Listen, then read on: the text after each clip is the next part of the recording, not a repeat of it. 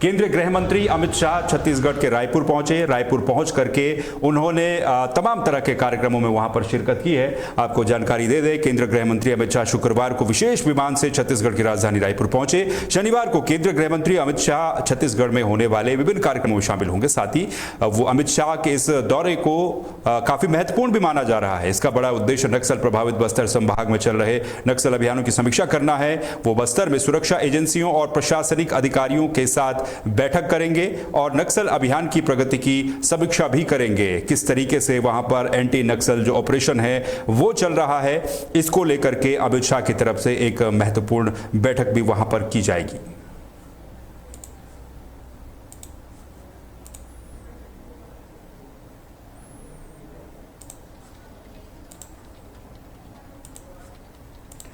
चलिए अगली खबर की तरफ बढ़ेंगे। अगली खबर भोपाल से है, जहां पर मध्य प्रदेश में मुख्यमंत्री के द्वारा मध्य प्रदेश में खासतौर पर जो निवेश है उसको बढ़ावा देने के लिए तमाम तरह की कोशिशें की जा रही हैं। आपको बता दें कि मध्य प्रदेश में निवेश को बढ़ाने के लिए क्या क्या कार्य किए जाने चाहिए, इस पर मोहन यादव ने जानकारी दी है। मुख्यमंत्री डॉक्टर मोहन यादव मध्य प्रदेश में निवेश को बढ़ाने के लिए उत्तर पूर्व भारत की ओर रुख कर रहे हैं। आपको बता दें कि 5 अक्टूबर को गुवाहाटी में आयोजित interactive session of investment opportunity में उत्तर पूर्व के उद्योगपतियों और निवेशकों के साथ वो सीधा संवाद करेंगे। ये सत्र कई प्रमुख क्षेत्रों के उद्योगपतियों को आकर्षित भी करेगा, जिसमें चाय, सीमेंट, रिन्यूएबल एनर्जी शामिल है। इसके अलावा ये क्षेत्र सीमेंट, पर्यटन, वेलनेस और कृषि प्रसंस्करण जैसे क्षेत्रों में तेजी से विकसित हो रहा है। तो सीएम डॉक्टर मोहन यादव की तरफ से ये तमाम तरह की बातें कही गई हैं, यानी कि कुल मिलाकर के अब मध्य प्रदेश में इन्वेस्टमेंट को लेकर के मोहन यादव का कहना है कि अब जो उत्तर भारत है, उत्तर पूर्व है, वहां की तरफ कदम आगे बढ़ाए जाएंगे।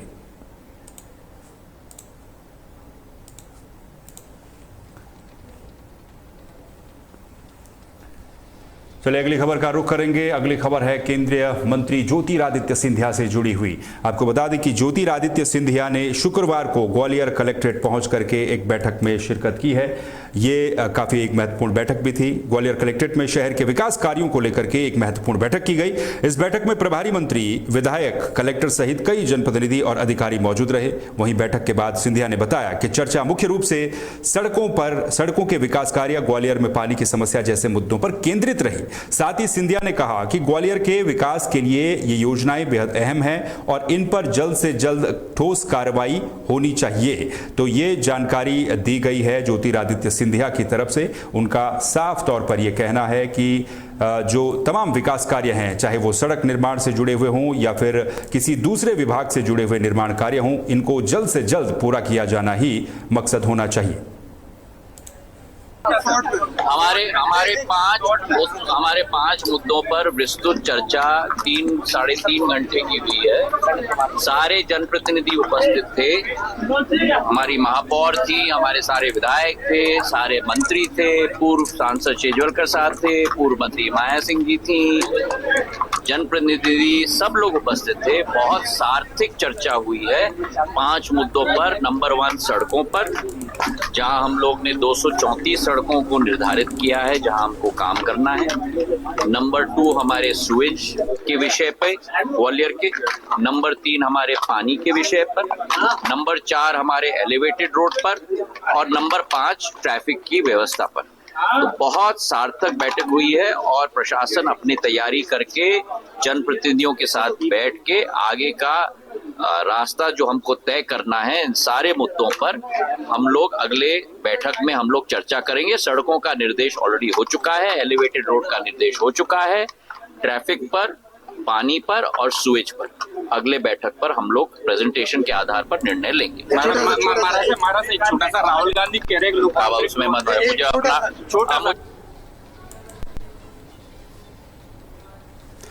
चलिए ज्योतिरादित्य सिंधिया की आप में बात सुनिए। अगली खबर की और रुख करेंगे। दतिया से अगली खबर है, जहां पर दशहरे के मौके पर भव्य कार्यक्रम का आयोजन किया गया। दतिया में विजयदशमी के पर्व पर रावण दहन एक तरीके से आकर्षण का केंद्र रहा। भव्य रूप से रावण दहन दतिया में किया गया। ये तस्वीरें भी आप देख सकते हैं, जहां पर रावण दहन किया गया। इस रावण दहन में कई तरह के जो आकर्षण का केंद्र था, कई तरह के जो रावण के पुतले हैं वो आकर्षण का केंद्र रहे। इसके अलावा स्टेडियम ग्राउंड में ये भव्य रूप से रावण दहन का कार्यक्रम यहां पर किया गया। विजयदशमी पर्व को गुरुवार रात को स्टेडियम ग्राउंड में भव्य तरीके से मनाया गया। इस दौरान पूर्व गृह मंत्री डॉक्टर नरोत्तम मिश्रा ने रिमोट के माध्यम से पुतलों को आग लगाई। वहीं दहन के साथ ही शुरू हुई आतिशबाजी ने आसमान को रंगीन रोशनी से भर दिया। आपको बता दें कि भव्य आयोजन हर साल की तरह इस बार भी लोगों के आकर्षण का मुख्य केंद्र बना रहा, जिसे देखने के लिए हजारों की संख्या में श्रद्धालु मौजूद रहे। इस मौके पर बीजेपी जिला अध्यक्ष रघुवीर सिंह कुशवाहा सहित कई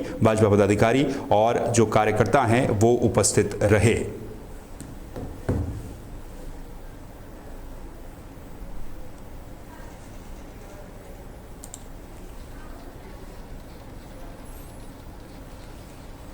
ग्वालियर से अगली खबर है, जहां पर कलेक्ट्रेट में एक बैठक का आयोजन किया गया। इस बैठक में जो तमाम तरह के विकास कार्य हैं इनकी समीक्षा को लेकर के इस बैठक में बातचीत की गई। आपको बता दें कि ग्वालियर में जो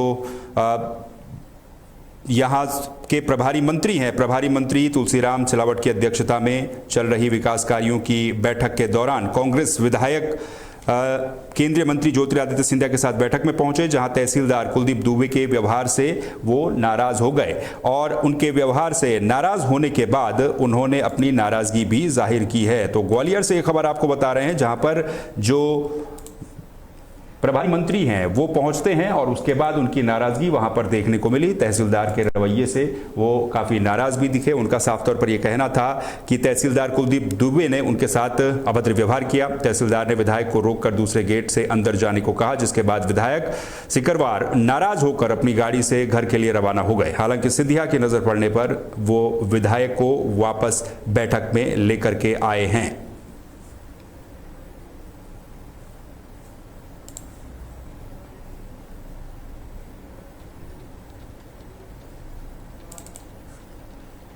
चलिए रायसेन से अगली खबर है, जहां पर दशहरा का पर्व बड़े ही हर्षोल्लास के साथ यहां पर भी मनाया गया। मंडीदीप में एक तरीके से दशहरे के दौरान कई तरह के कार्यक्रमों का आयोजन किया गया। दशहरा पर्व पर रावण दहन का समारोह 6 बजे के आसपास शुरू हुआ। यहां पर पूर्व नगर पालिका अध्यक्ष विपिन भार्गव के निवास से ये कार्यक्रम शुरू हुआ, जिसके बाद दुर्गा चौक से होते हुए रात 11 बजे दशहरा मैदान पर पहुंचा। वहीं इस कार्यक्रम में केंद्रीय मंत्री शिवराज सिंह चौहान का रात 11 बजे के आसपास कार्यक्रम निर्धारित था, लेकिन समय के अभाव के कारण उनका कार्यक्रम निरस्त हो गया, जिसके बाद केंद्रीय मंत्री के इंतजार में रावण दहन देर रात 1 बजे के आसपास किया गया।